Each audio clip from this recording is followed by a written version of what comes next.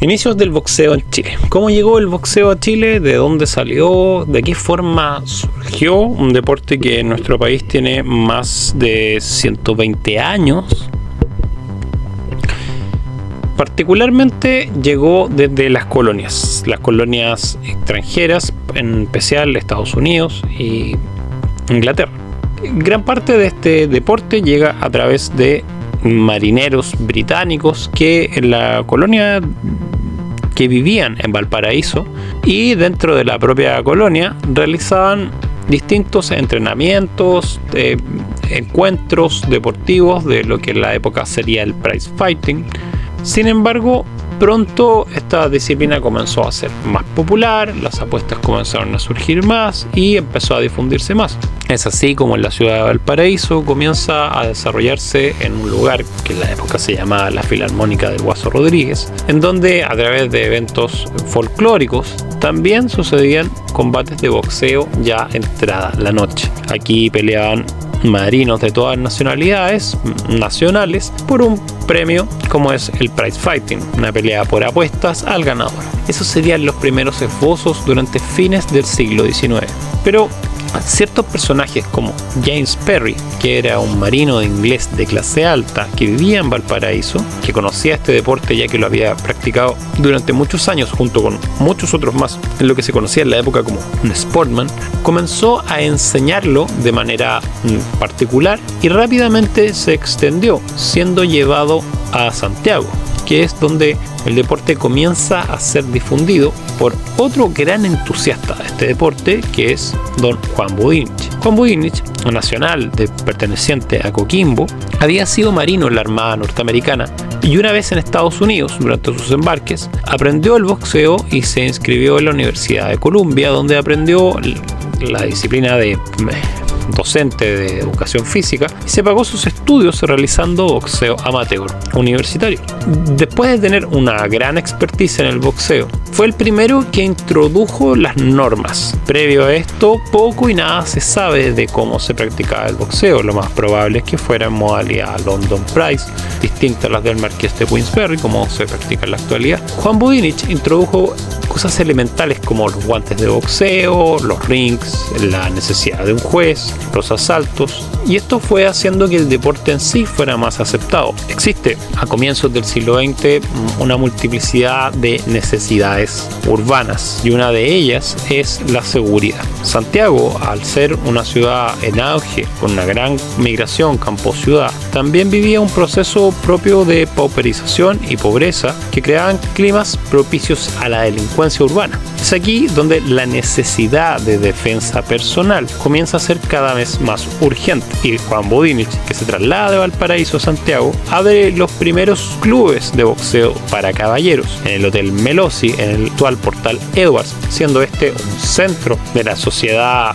santiaguina de clase alta, en la cual comienza a practicar el primer club de boxeo, el club del Hotel Melosi, que era un club destinado a la clase alta. Otro de los clubes es el de la Bolsa de Comercio. Como podemos ver, en ambos casos eran clases medias acomodadas quienes practicaban el boxeo como una forma externa de defensa personal. Este fenómeno no es nuevo, lo hemos hablado anteriormente en el caso del Bartitsu, en el caso de Pierre Vigny, donde en Europa, algunos años antes, estaba pasando exactamente el mismo proceso de urbanización a grandes rasgos, de manera muy explosiva, donde la necesidad de defensa personal se hacía cada vez más evidente y mayor. Por lo tanto, los deportes de contacto en la época, como era la lucha, el esgrima, el boxeo, comienzan a ser cada vez más populares. Es así como Juan Budinich y Joe Daly, quienes trabajaban juntos impartiendo clases, son contactados por la policía de Santiago hacia 1906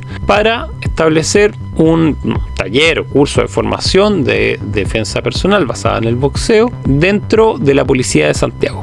Este es el primer esbozo que el boxeo tiene con la defensa personal. También era, particularmente junto con la lucha grecorromana, uno de los pocos deportes de contacto que existían en la época. Desde ahí el boxeo se masifica. Nace el primer gran campeón o la primera figura deportiva pública, que es Heriberto Rojas, que era policía, que se convierte en el primer campeón sudamericano chileno. Así, el boxeo comienza a difundirse durante la primera, ya hacia 1909, se encontraba una gran cantidad de centros esportivos, que eran lugares donde se practicaba una multiplicidad de deportes: gimnasia, esgrima, boxeo, lucha, fútbol. Y aquí concurrían gran parte de la sociedad clase media alta capitalina que quería aprender el arte de la defensa personal. ¿Cómo se enseñaba? Existían principalmente dos métodos. Algunas publicaciones de origen británico que estaban disponibles, en las cuales se enseñaban las paradas de combate y técnicas de desvío, contragolpes y golpes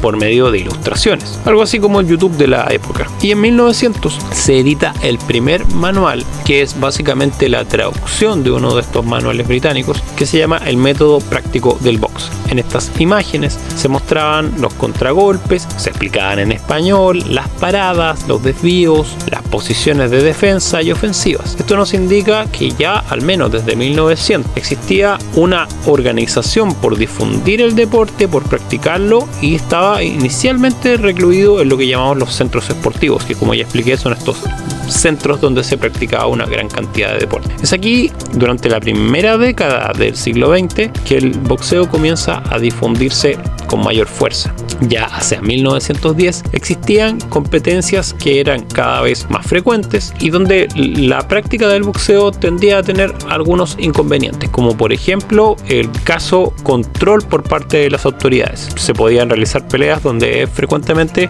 los pesos eran distintos, donde el gramaje de los guantes también oscilaba, porque resulta que, al igual que si fuera un duelo medieval, en la redacción del diario El Mercurio, que era el principal diario que llamaba a estos encuentros, se hacían retos a diversos combates, y en estos retos se pactaban las condiciones de la pelea. Eso hace que, muy distinto a como es hoy en día, los combates fueran en muchos casos controlados como por 20 asaltos, diferencias de peso, diferencias en los gramajes de los guantes. Es común ver guantes de 2 onzas, de 4 onzas, de 6 onzas, ciertas relaciones de equivalencia entre los pesos. Por ejemplo, algo muy común en la época y poco conocido es que si había un boxeador más pesado que otro, el que era más pesado combatía con guantes más grandes. Esto hizo que hacia 1911 ocurriera uno de los principales accidentes del boxeo nacional, que es la muerte de Adolfo Morales durante un encuentro de boxeo ocurrido en Santiago.